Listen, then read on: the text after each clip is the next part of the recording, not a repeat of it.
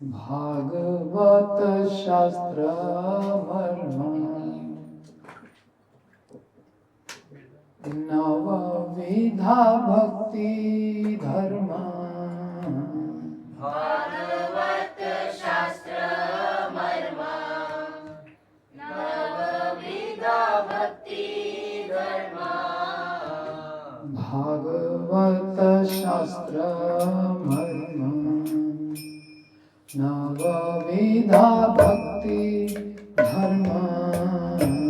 भागवत शास्त्र मर्म नवविधा भक्ति धर्म।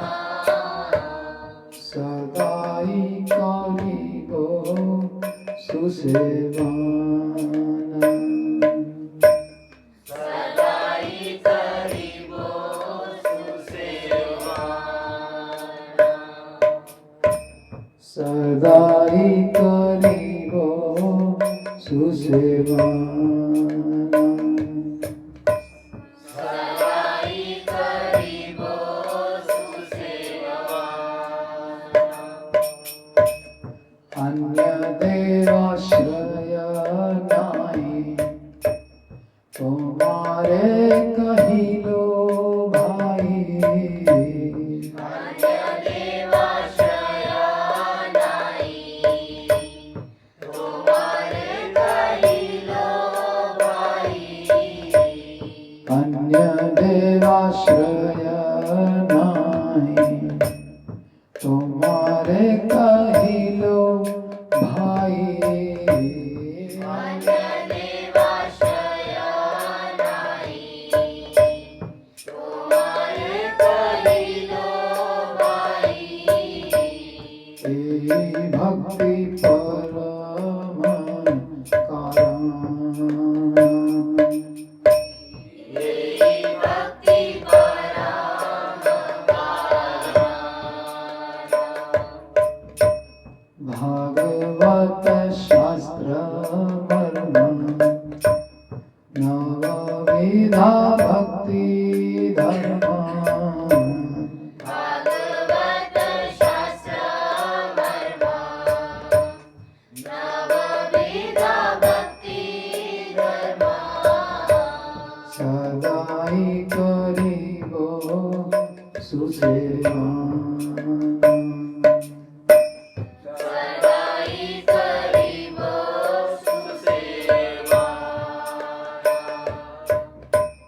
अन्य देवाश्रय नाहि तुम्हारे कहिलो भाई।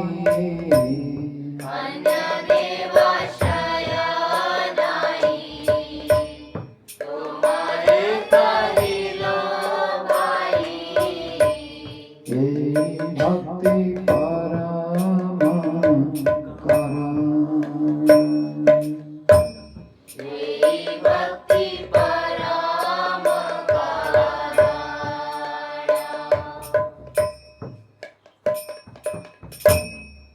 यही भक्ति परम कारण।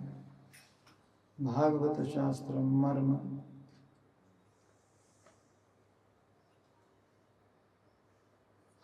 सबसे बड़ी अथॉरिटी क्या है हमारे लिए?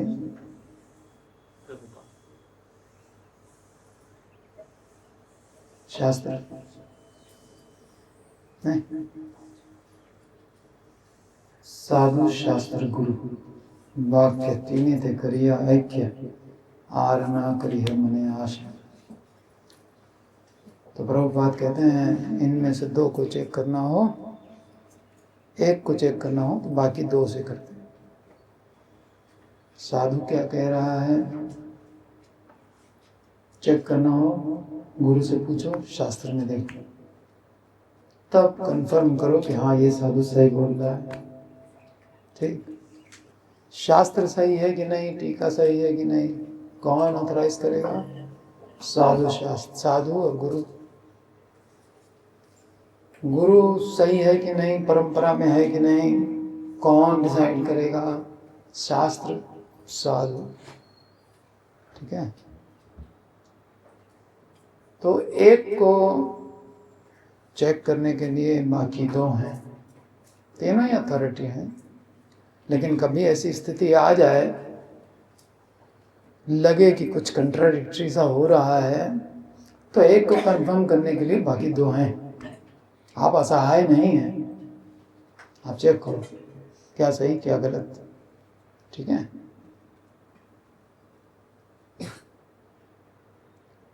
ध्यान रखिए इस बात का। भागवत शास्त्र का यथार्थ मर्म श्रीमन महाप्रभु की टीकाओं में महाप्रभु की कृपा से श्रील गोस्वामी पादगण की टीकाओं में ही प्रकट हुआ है।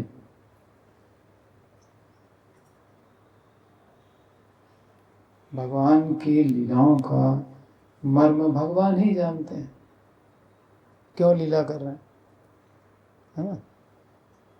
इंद्र को क्रोध दिला रहे हैं, वही जाने क्यों क्रोध दिला रहे हैं।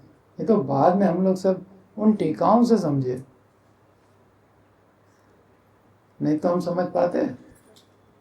ये टीकाएं हमारा सपोर्ट ना होती तो भगवान क्यों कर्म मीमांसा बोल रहे हैं, कभी ना समझ पाते। ये साधुओं के द्वारा मान्य नहीं है, हम नहीं समझ पाते। हम यही उपदेश ग्रहण करके भागवत से कृष्ण ने कहा है, जैसे गीता सत्य ऐसे परम सत्य भगवान, भागवत में भी भगवान ने कहा है कि कर्म ही भगवान है, कर्म ही गुरु है, कर्म ही ईश्वर है, कर्म ही प्रेरणादाता है, सब कुछ कर्म है।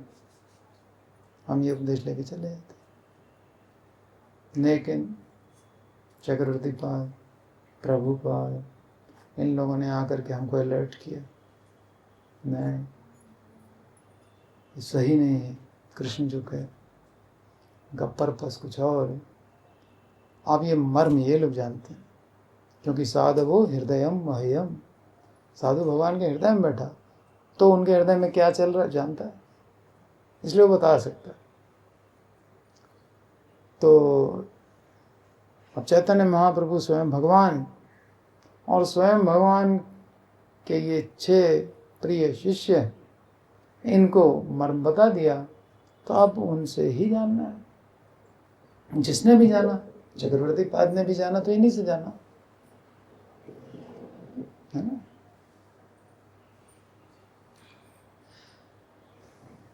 तो हम चक्रवर्ती पाद से, प्रभुपाद से, इन सबसे सीख रहे हैं, यही गुरु परंपरा है।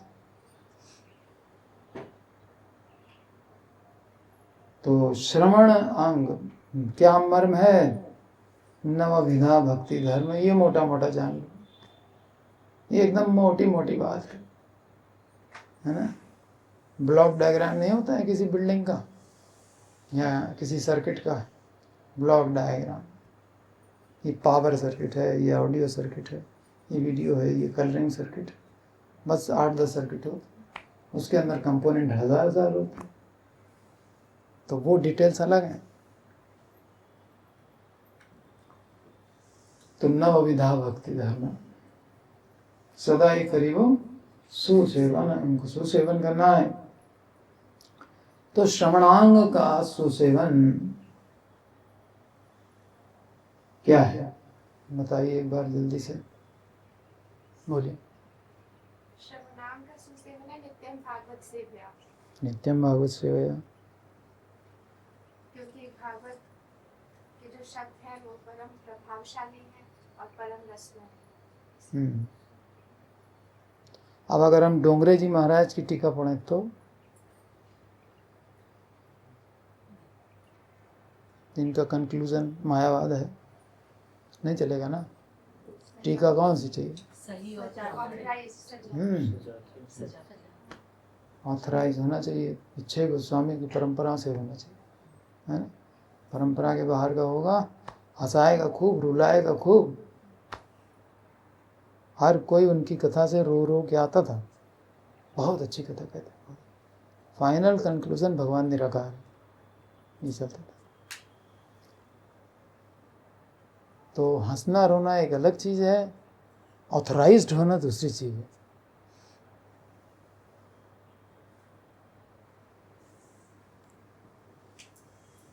अच्छा, तो एक तो ये हो गया, टीका किसकी? ठीक। दूसरा, या उनके अनुयायी चलेगी, स्ट्रिक्ट अनुयायी हो। हाँ। फिर किसके मुख से सुननी है? सजातीय भाव और रस वाले वैष्णव। ठीक है। हमारा टारगेट फिक्स होना चाहिए, तभी तो हम सजातीय ढूंढ पाएंगे। मेरा टारगेट ही नहीं फिक्स है कि हम सख्य रस में हैं कि वात्सल्य रस में हैं, कि हम जाना कहाँ चाहते हैं। टारगेट अभी हैं तो नहीं किसी भी रस में, लेकिन हमको चाहिए क्या, तो अब उसके अकॉर्डिंग हम सजातीय ढूंढेंगे। नहीं तो सजातीय का मतलब क्या रहा?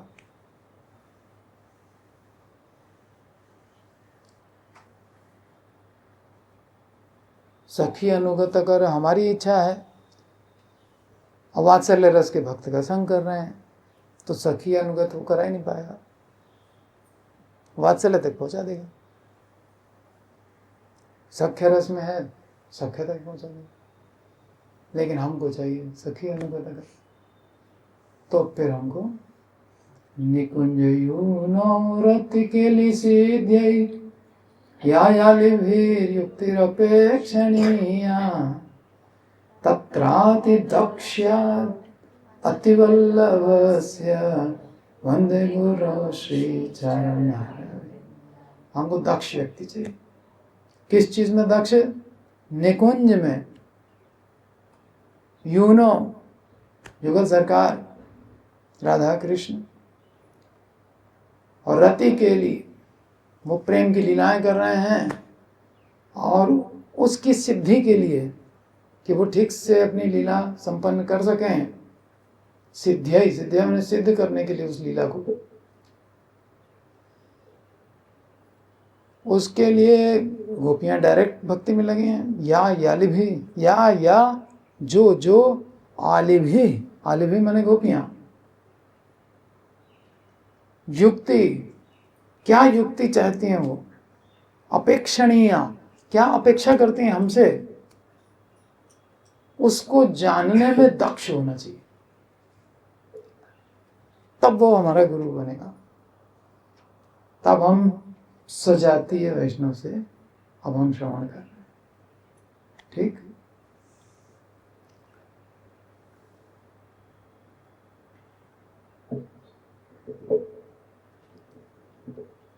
तो श्रवण तो हो जाएगा, श्रवण कहलाएगा,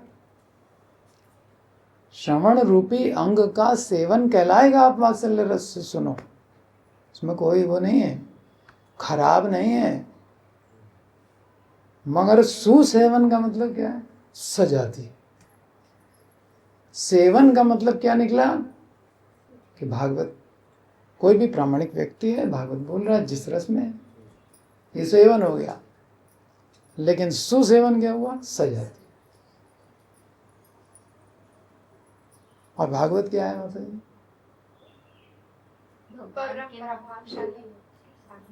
वैष्णव भजन भागवत प्रभावशाली है। और क्या है? हाँ, कितनी प्रभावशाली है भागवत? हृदय में परमात्मा बन जाते हैं, परम प्रभावशाली की इच्छा मात्र। वाह, सुनने की इच्छा से, और क्या चाहिए? इतनी प्रभावशाली। हाँ, हमारी बात कोई सुनने के लिए उसकी इच्छा हो जाए, हम उसके हृदय में कैद हो जाते हैं जाके। हम तो ये प्रोसेस जानते ही नहीं है कि कैसे कैद होना दूसरे के।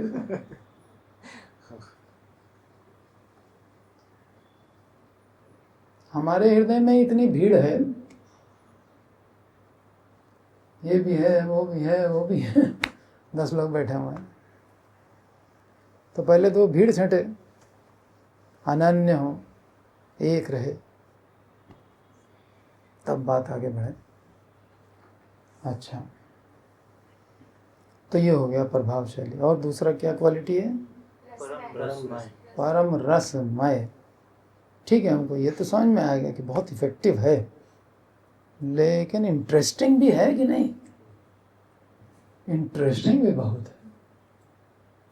रसमय, भागवत इतनी रसमय है, एक बार किसी को टेस्ट लग जाए बस फिर उसकी ज़िंदगी में भागवत के अलावा और किसी चीज़ को वो एंट्री नहीं देना चाहेगा।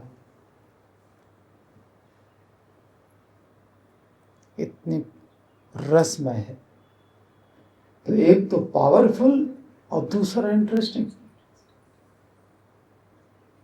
ऐसा कोई शास्त्र है क्या? ऐसा कोई शास्त्र होता तो व्यासदेव खुश होते कि हमने तो 4 वेद के 4 भाग कर दिए, 18 उपनिषद लिख दिए और 108 मुख्य उपनिषद हैं, 18 पुराण लिख दिए, 108 मुख्य उपनिषद हुए। ऐसे उपनिषदों की संख्या तो बहुत ज़्यादा है। जो नई नई कोंपलें निकलती हैं ना वृक्ष में, वट वृक्ष में, जो लटक लटक के फिर से वो जो है तना बन जाता है, जड़ बन जाती है, वो जो नई कोंपलें कोई गिन सकता है कितनी होती हैं? 108 नहीं हो, 108 मुख्य हैं। उसके अलावा लाखों उपनिषद हैं, लाखों।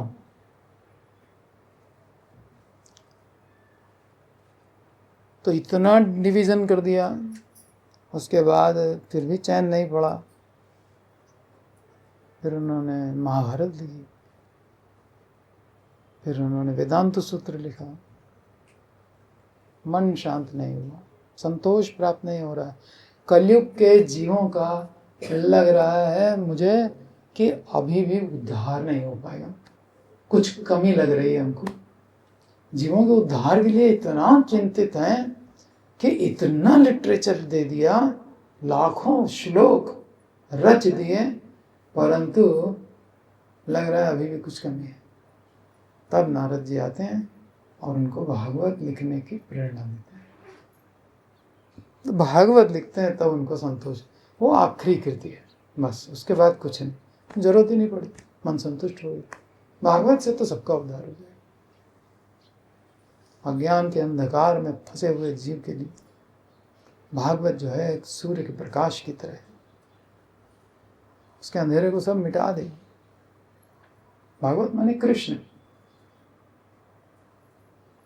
भागवत यहाँ गई तो अंदर का अंधेरा रहेगा, जहाँ कृष्ण वहाँ नहीं, माया का कोई अधिकार नहीं रहेगा। हृदय में भागवत लाओ तो सही, माया फिर नहीं रहेगी। ठीक है ना?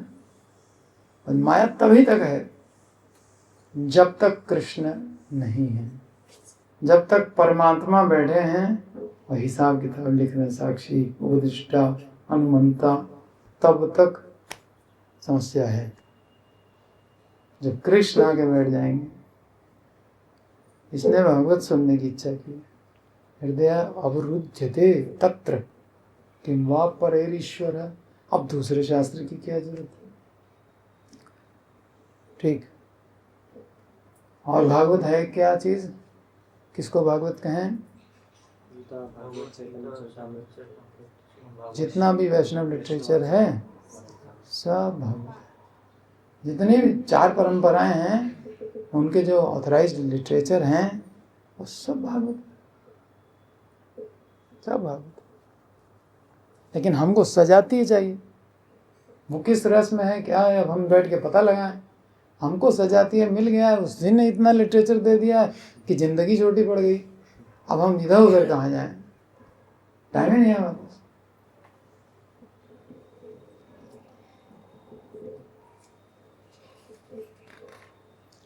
तो क्या सुने, किससे सुने, भागवत ही क्यों सुने, कितनी प्रभावशाली है, किसकी टीका सुने, किसके मुख से सुने, ये सब अगर हमने सही सही टैली कर लिया तो हो गया श्रवण का सुसेवन। अब एक प्रश्न बताइए कि संकीर्तन कैसे करें?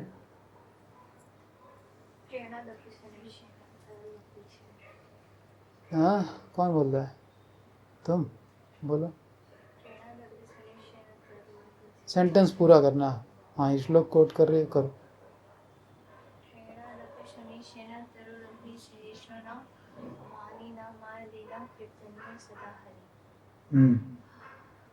आगे। हमें हमेशा मतलब सहन करना है और क्या कहते हैं, दूसरों को मान देना है और दया भाव रखना है। तो कब से प्रैक्टिस चालू करेंगे? अभी से। अभी से? ठीक, अच्छी बात है। और कुछ? कैसे श्रवण करना?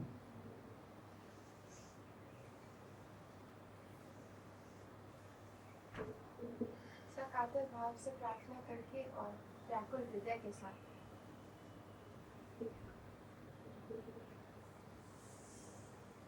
सकातर भाव से व्याकुल हृदय के साथ क्या करेंगे? प्रार्थना।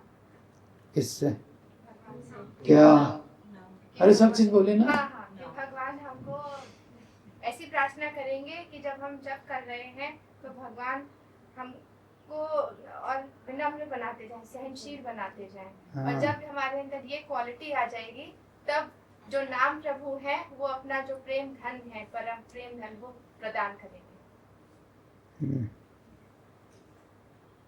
तब तक के लिए उन्होंने गुप्त रखा हुआ है। जैसे कोई अपना खजाने को गुप्त रखता है, सीक्रेट डिस्क्लोज नहीं करता, उसी तरह नाम प्रभु ने भी गुप्त रखा हुआ है। और कोई? अगर 4 क्वालिटीज के साथ हरिनाम करेंगे तो निरपराध हो जाएंगे, और निरपराध हो जाएंगे तो शुद्ध नाम की ओर बढ़ेंगे, और शुद्ध नाम होगा तो श्री नाम प्रभु प्रेम दे देंगे, तो हाइड नहीं करेंगे उसको।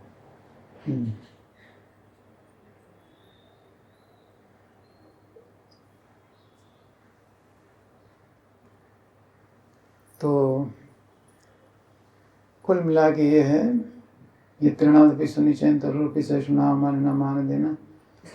इसके लिए चैतन्य महाप्रभु ने कहा, जय रूपे लैले नाम प्रेम उपजाए। किस तरीके से नाम लेने से कृष्ण प्रेम उपज जाएगा, जल्दी उपज जाएगा। ताहारा लक्षण सुनो स्वरूप राम राय। ये एकदम क्लोज पार्षद है ललिता शाखा, उनसे कह रहे हैं, हे स्वरूप, हे राम राय, रामानंद राय, सुनो, जे रूपे लैले नाम प्रेम उपजाए, ताहारा लक्षण सुनो स्वरूप राम राय। त्रिनादपि सुनिचैन तरुपि सहिष्णुना मानि न मान देना, कीर्तनीय सदा हरि।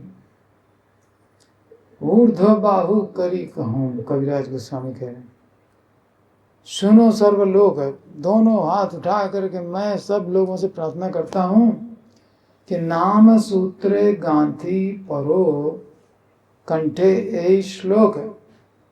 नाम के धागे में इस श्लोक को, त्रिनादपि सुनिचैन वाले श्लोक को गूंथ लो। ये मणि है, इस मणि को उसमें धागे में धागे से पिरो लो, उसके बाद कंठ में धारण करो। ठीक है। ऊर्ध्वभाव करी कहो सुनो सर्वलोक, नाम सूत्र गांधी परो कंठे ए श्लोक। प्रभुर आज्ञाए करो ए श्लोक आचरण। महाप्रभु की आज्ञा है, आचरण करो इसका, अवश्य पाएगे तबे श्री कृष्ण चरण। मिल जाएगा। सारी समस्या इस जन्म की तो है, कितना है, 100, ज़्यादा 100 भी नहीं है, 60-65, और दुखालय बढ़ता चला जा रहा है, और आयु कम होती जा रही। न खाने को शुद्ध, न पीने को शुद्ध, न वायु शुद्ध, कुछ भी शुद्ध आएगी। 60 से ज़्यादा चल जाए तो समझ लो बोनस है। ठीक है। तो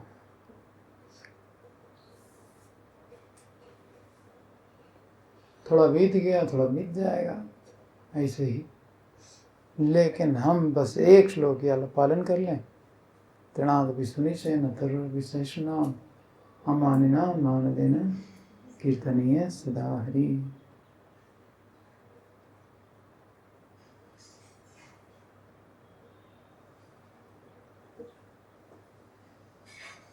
स्मरण कैसे करें?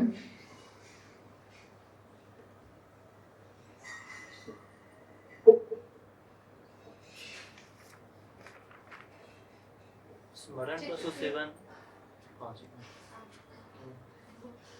स्मरण का सुसेवन हृदय शुद्धि के बाद होता है। और हृदय शुद्ध श्रवण, कीर्तन, शरणागति, इन सारी चीजों से होगा। तो प्रारंभ में तो 5 स्टेज बताए थे पंचांग स्मरण के लिए। तो पहला स्टेज तो ये है कि जबरदस्ती चित्त को कृष्ण में लगाना, अभ्यास कर करके। दूसरा धारण, कि भगवान के नाम और गुण को हृदय में धारण करना। और तीसरा ध्यान, स्पेसिफिकली भगवान के रूप पे ध्यान लगाना। और चौथा अमृत धारावत, अमृत की तरह बहा जा रहा है, रुक नहीं रहा है। ठीक। और पांचवा फाइनली समाधि, स्वयं स्फूर्ति, स्वयं यानी स्फूर्ति। कुछ भी देखा तो कृष्ण का ध्यान आ गया तुरंत ही, 3 मिनट तक निरंतर, तब वो समाधि में कहलाएगा। बिना किसी एफर्ट के, बस देखते ही याद आ जाए। तो स्मरण करने के लिए हमारा कर्तव्य क्या है? अभी हृदय साफ करें। कैसे साफ करें?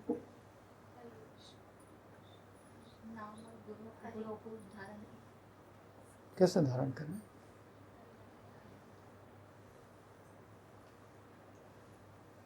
कैसे प्रैक्टिकली हमको करना है ना, कैसे करें? मन के संयोग से। मन के संयोग से, ठीक है, वही तो स्मरण है।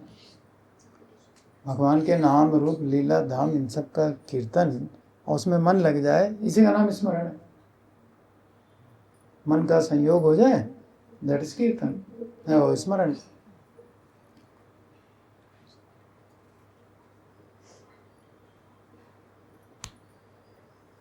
प्रभु जी, सबसे पहले गुरु की शरणागति और उनकी आज्ञा जो उन्होंने हमें अभ्यास करा, उससे शरणापत्ति के द्वारा अंतःकरण शुद्ध करके नाम संकीर्तन के साथ स्मरण अंग का सुसेवन किया जाता है। रिपीट करिए।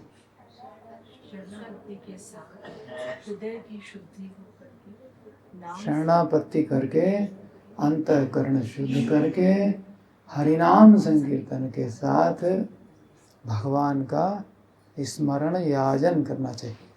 तो करना हमको ये है, ठीक है। शरणापत्ति करनी, सबसे पहले तो शरणागत होना।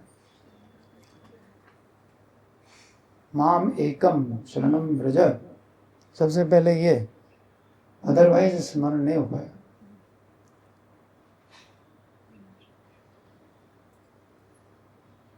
ठीक, तो स्मरण कैसे करें, एक बार रिपीट करो। शरणागति के द्वारा हृदय साफ करके नाम संकीर्तन के साथ स्मरणांग सुसेवन होता है।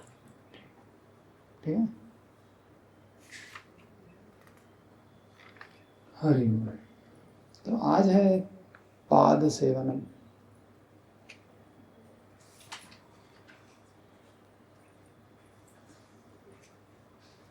पाद शब्दो भक्त्यैव निर्दिष्ट, जीव गोस्वामी कह रहे हैं। पाद शब्दो भक्ति एव निर्दिष्ट, अर्थात पाद सेवा में पाद शब्द भक्ति पूर्वक या मर्यादा में रखा गया है। इसका मतलब केवल भक्ति ही है। पाद क्यों कह रहे हैं? चरण कमलों की सेवा करना। चरण कमल क्यों कह रहे हैं? मर्यादा के कारण कह रहे हैं, ठीक है। हो गए कृष्ण की सेवा। बात एक ही है, कृष्ण की सेवा करना और कृष्ण के चरण कमलों की सेवा करना, इन दोनों सेंटेंस में कोई फर्क नहीं है, लेकिन मर्यादा ये है कि आप चरण कमलों की सेवा करिए।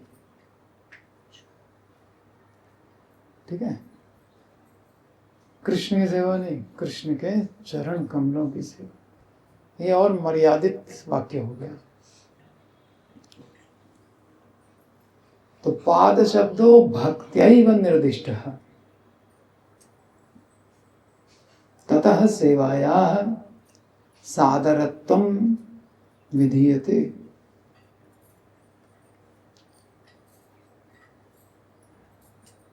तो ये केवल आदर के लिए कहा गया। इसका मतलब कि पाद सेवा का मतलब केवल पैरों की सेवा करना नहीं है। इसका मतलब कि कृष्ण को भोग नहीं लगाएंगे, खाली चरणों को धुलाते रहेंगे, नहीं, ऐसा मतलब नहीं है। पाद सेवा माने कृष्ण की सेवा बस। मुख कमल की भी सेवा होगी, कर कमल की भी होगी, अन्य अंगों की भी होगी, ऐसा नहीं केवल पाद सेवनम का मतलब केवल चरण कमल की सेवा, ऐसा नहीं। मर्यादित भाषा है, उसके अर्थ को समझना चाहिए।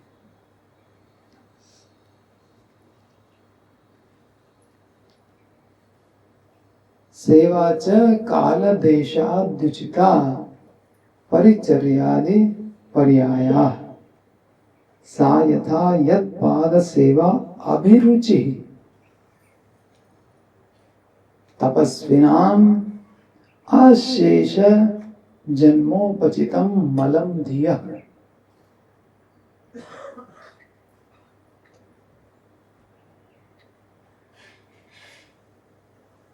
तो सर्वांग सेवा करनी है, इतना हम समझ गए। मर्यादा में पाद सेवा कहा गया। अतिशय मर्यादा के साथ सेवा करनी होगी। काल देश की उचित परिचर्या का नाम सेवा है। किसी देश में हर जगह हम कहीं भी जाएं, हमको सब चीज मिल जाए, इवन भक्तों के घरों में, साधकों के घरों में हम कीर्तन के लिए जाते हैं, वहां पर भी आरती का पूरा सामान कहीं कहीं नहीं मिलता है, लेकिन वो देश काल पात्र के अनुसार जो भी सामान मिल रहा है उसको आदर के साथ अर्पण करो। अब प्रेम के साथ, विनम्रता के साथ उसको बता दो कि भाई तुम्हारे पास चामर भी नहीं है, ऐसे तो फिर आपने आदर नहीं किया,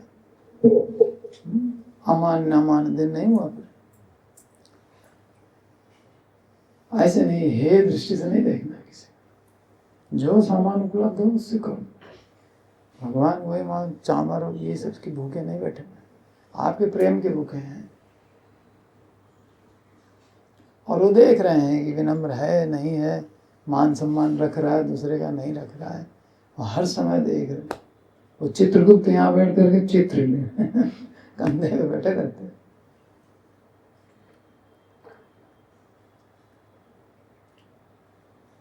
सेवा शब्द परिचर्यावाचक है।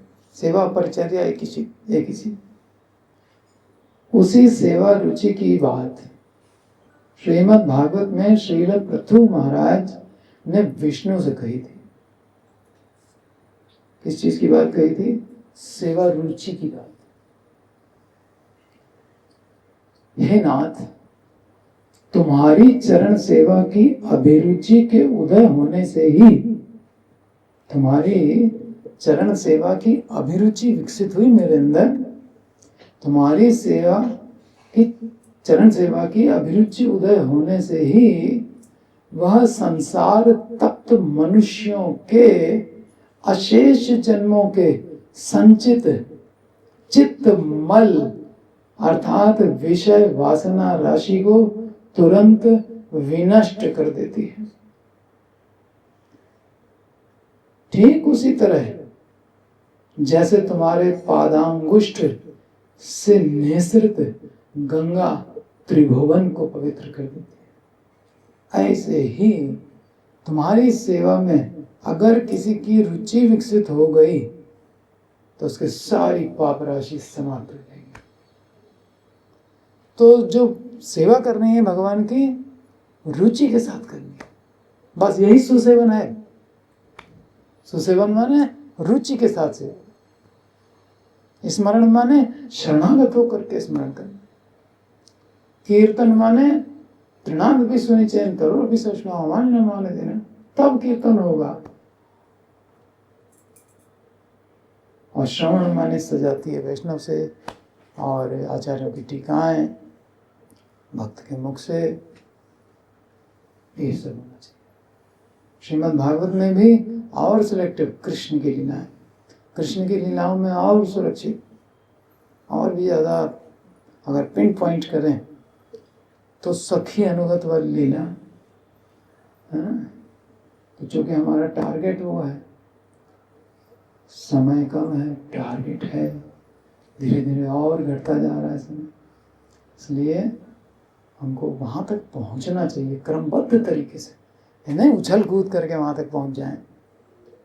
नॉट जंपिंग लाइक मंकी, आपको क्रमबद्ध तरीके से भागवत पढ़ना है। अच्छा, तो पृथु महाराज क्या कह रहे हैं, जैसे गंगा तीनों लोकों को पवित्र करती है, ऐसे ही आपके अर्चा विग्रह के चरण कमलों की, आपके चरण कमलों की सेवा में जिसकी रुचि हो गई, उसके समस्त विषय वासना समाप्त। वही भागवत पढ़ने से हो रहा है, वही पाद सेवन से हो रहा है, इंटरेस्ट होना चाहिए। फर्क नहीं पड़ता है, 9 में से 1 भी भक्ति करो, अपने आप में पूर्ण है। भाई श्रवण किया, कीर्तन किया, स्मरण किया, तब तो हम 5 से 1 पे आए। और रुचि इतनी है कि बस हम सोचते रहेंगे कि और अच्छा कैसे कर सकते हैं, और अच्छा कैसे कर सकते हैं। जैसे राधा रानी की सोच है, और अच्छा खिलाएं भगवान को, और अच्छा। कभी कोई डिश रिपीट नहीं हुई, बाप रे ऐसे लोग कि ये क्या है। अनादिकाल से माता जब से लेकर के सृष्टि को भी छोड़िए, सृष्टि तो बाद में आई है, जब से राधा कृष्ण, कब से कोई डेट टाइम नहीं, तब से लेकर के आज तक राधा रानी ने कोई डिश भगवान को दोबारा नहीं खिलाई।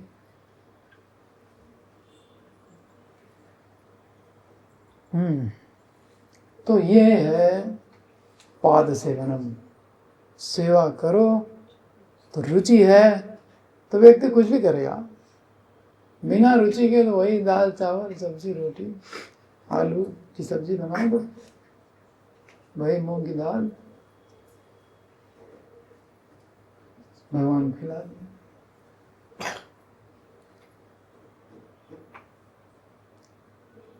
अपने लिए सादा बनाना चाहिए, भगवान के लिए थोड़े।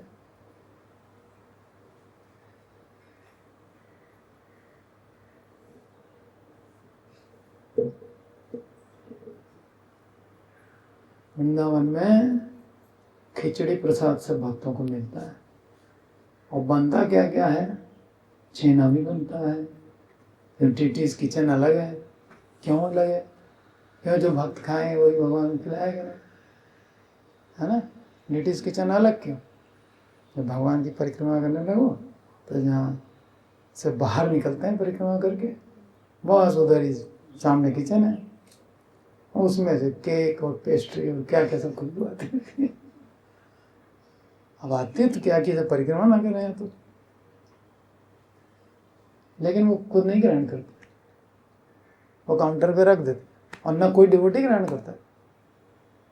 काउंटर पे रख देते हैं, अब वो सेल हो जाता है सब, ठीक है, मंदिर की थोड़ी आय।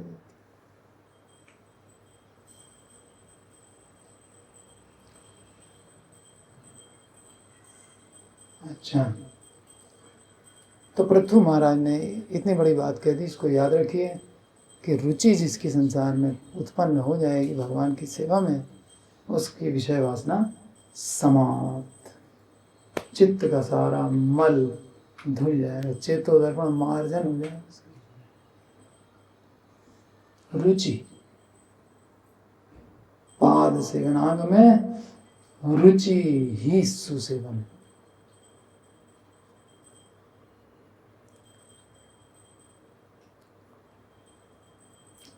वस्तुतः पाद सेवन, भक्त पाद सेवन में रुचि के फलस्वरूप उक्त पाद सेवा की ही कामना करते हैं। कैसे मालूम पड़े कि इस भक्त की रुचि हो चुकी है पाद सेवनम में?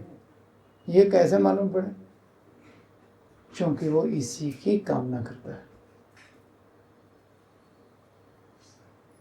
हमने एक दिन नंदा से पूछा था, ये दिन भर अर्चा विग्रह की सेवा करती है।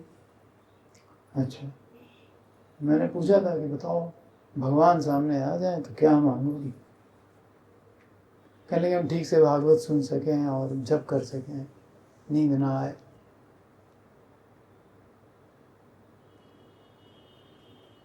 तो जवाब मिल गया कि अभी रुचि का विकास नहीं हुआ। अगर रुचि का विकास होता तो कहती है हमको आपके चरणों की सेवा ही करनी है, बस दूसरा कुछ नहीं करना है। क्या तुमने क्या बोला था? तुमने तो कुछ बोला था क्या?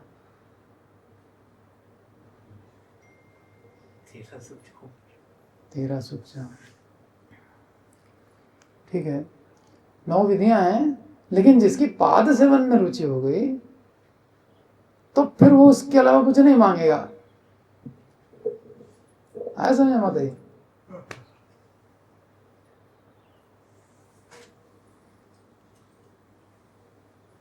आज कूलर ऑन करके आए या ऑफ? ऑफ कर दिया? ऑन है तो जाना पड़ेगा ऑफ करने के लिए। क्या बात है, और प्रेमानंद देखिए, रात में कूलर बंद करने जाना। पाद सेवनांग में रुचि सुसेवन के वस्तुतः भक्त पाद सेवन में रुचि के फलस्वरूप उक्त पाद सेवा की ही कामना करते हैं, दूसरी कामना नहीं करते और कुछ नहीं। श्री मुचकुंद महाराज ने भगवान से कहा,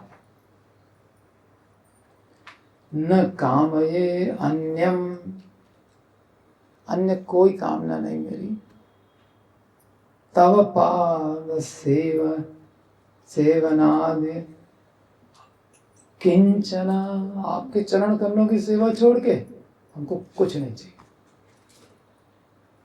किंचना, कुछ भी नहीं चाहिए।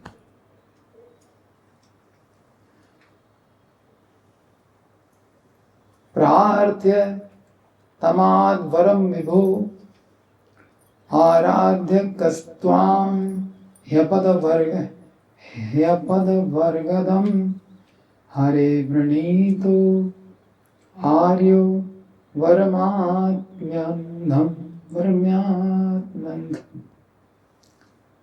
हे प्रभु, जिन्होंने समस्त कामनाओं का त्याग कर दिया है वे अकिंचन जन सतत जिस सेवा के लिए प्रार्थना करते हैं, तुम्हारी उस चरणारविंद सेवा के अतिरिक्त अन्य वर्ग की मैं प्रार्थना नहीं करता। और भक्त लोग अकिंचन हैं, ठीक है, अच्छी बात है, भक्त हैं, बहुत अच्छी बात है, वो जो भी कामना करते हो, लेकिन मैं पर्सनली अपनी बात करूं, मुझे आपके चरण कमलों की सेवा के अलावा कुछ नहीं चाहिए।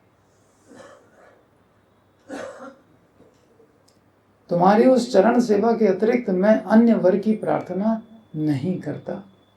हे हरे, हे तुम्हारी आराधना कर आत्मबंधन हो, इस प्रकार का अन्य वर्ग कोई क्या लेगा? तुमसे कुछ और मांगे मटेरियल, तुम्हारी आराधना करके और हमारा बंधन हो जाए? नहीं, इतने मूर्ख नहीं है।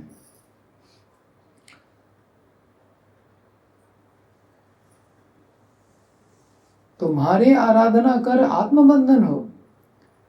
इस प्रकार का अन्य वर कोई क्या लेगा। श्री जीवपाद ने अपवर्ग पद के प्रयोग का तात्पर्य लिखा है। उपासक भले ही अपने बंधन की प्रार्थना करे। कोई उपासक अपने बंधन की प्रार्थना करेगा, लेकिन वो भगवान के पास जाए और भौतिक वर मांगे तो बंधन की तो प्रार्थना है। तो उपासक भले ही अपने बंधन की प्रार्थना करे, फिर भी मुक्ति ग्रहण नहीं करता। मुक्ति को तो उस भौतिक भोग से भी तुच्छ मानता है। मुक्ति एक बार ले ली तो भवसागर में भी नहीं रहेंगे, आवागमन भी नहीं होगा, तो कभी किसी साधु से भेंट नहीं होगी, और साधु मिलेगा भी तो वो हमसे बचेगा, है ना। कहेगा एकदम मटेरियलिस्टिक है, छोड़ो इसको। तो मुक्ति की तो बात करेगा नहीं, भले ही बंधन की प्रार्थना कर ले।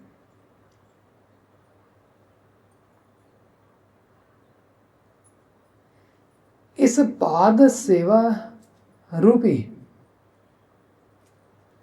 इवन हम लोगों ने देखा जब कृष्ण की चरण रज मांगी गई सब भक्तों से, तो रुक्मणी आदि ने भी सामीप्य तो मांग ही लिया।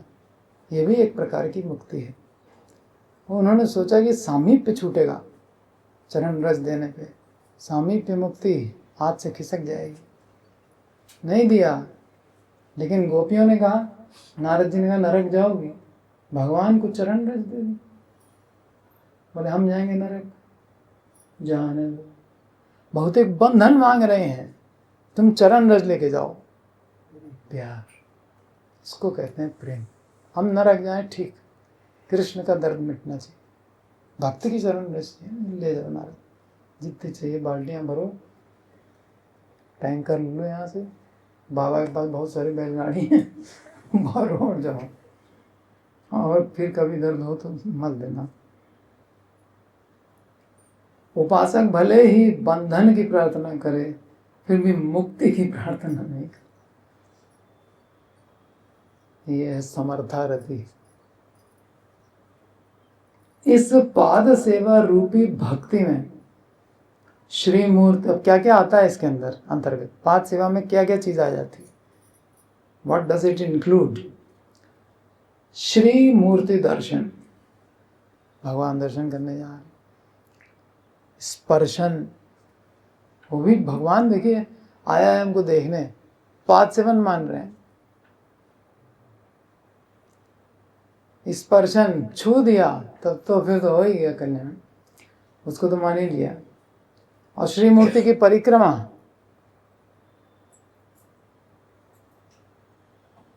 और पीछे पीछे चलना भगवान के, जैसे रथ चलता है उसके पीछे पीछे, हमारे गोस्वामी लोग पीछे पीछे चलते हैं।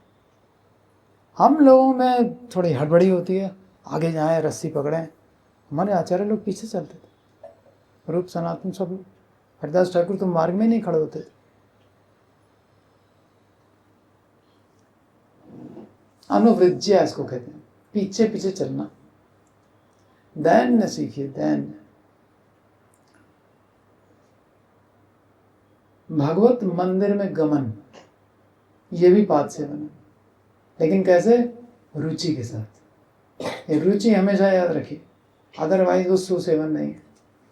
किसी ने कहा कह रहा है तो भाई चलो, नहीं, ये पाद सेवन नहीं हुआ, ये सुसेवन नहीं हुआ। चलो पाद सेवन एक बार मान भी ले, लेकिन इसका सुसेवन आपने नहीं किया। मंदिर में गमन, गंगा, पुरुषोत्तम, द्वारका, मथुरा आदि तीर्थों में स्नान आदि भी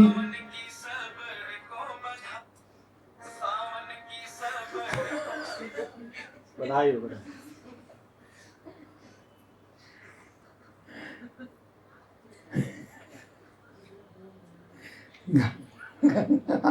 पुरुषोत्तम, द्वारिका, मथुरा आदि तीर्थों में स्नान आदि भी निहित है, वो भी पाद सेवन है।